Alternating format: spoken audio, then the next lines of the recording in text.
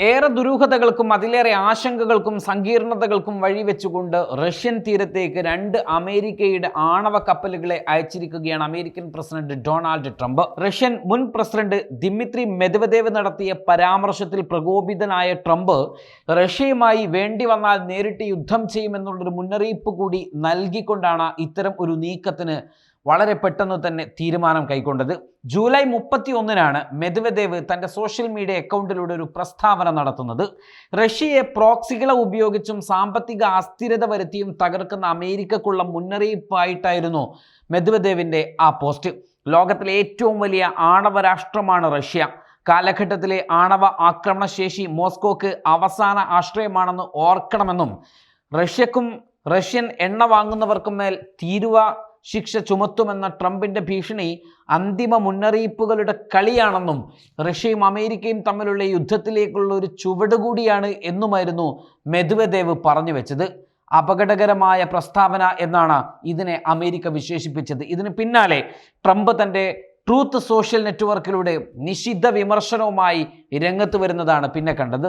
ആണവായുധങ്ങളെക്കുറിച്ചുള്ള ഒരു വാക്ക് പോലും നിസ്സാരമായി കാണാനാവില്ല എന്നും സാധ്യമായ ഏതൊരേറ്റുമുട്ടലിനും അമേരിക്ക എപ്പോഴും പൂർണ്ണമായും തയ്യാറായിരിക്കണമെന്നും പ്രസിഡന്റ് ട്രംപ് വ്യക്തമാക്കി. ഇതിന് പിന്നാലെയാണ് വൈറ്റ് ഹൗസിൽ മാധ്യമപ്രവർത്തകരോട് സംസാരിക്കവേ റഷ്യൻ കടലിന് സമീപത്തേക്ക് 2 ആണവ അന്തർവാഹിനികൾ വിന്യസിക്കുവാനുള്ള തൻ്റെ ഉത്തരവിനെ കുറിച്ച് ട്രംപ് വ്യക്തമാക്കുന്നത്. ദേശീയ സുരക്ഷ ഉറപ്പാക്കാൻ ഈ നീക്കം ആവശ്യമാണ് എന്നാണ് ട്രംപ് പറഞ്ഞിരിക്കുന്നത്. ഞങ്ങളുടെ ജനങ്ങളുടെ സുരക്ഷയുടെ അടിസ്ഥാനത്തിലാണ് ഞാൻ ഇത് ചെയ്യുന്നത്. റഷ്യയുടെ മുൻ പ്രസിഡന്റാണ് ഇത്തരത്തിലുള്ളൊരു ഭീഷണി ഉയർത്തിയിരിക്കുന്നത്. അതിനെ ഞങ്ങൾ വളരെ ഗൗരവത്തോടു കൂടി കാണുന്നു.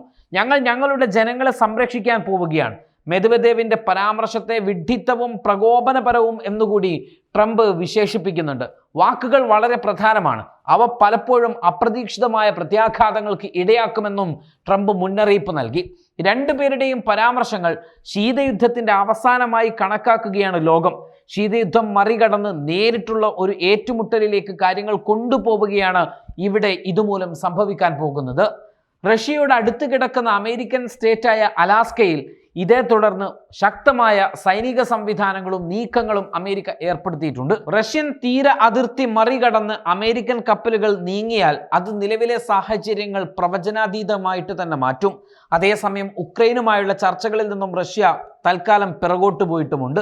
ഉക്രൈന് താല്പര്യം ആത്മാർത്ഥമായി ഉണ്ടായതിനു ശേഷം മാത്രം ചർച്ചയാകാം എന്ന നിലപാടിലേക്ക് റഷ്യ എത്തി എന്നാണ് അന്താരാഷ്ട്ര മാധ്യമങ്ങൾ നൽകുന്ന സൂചനകൾ.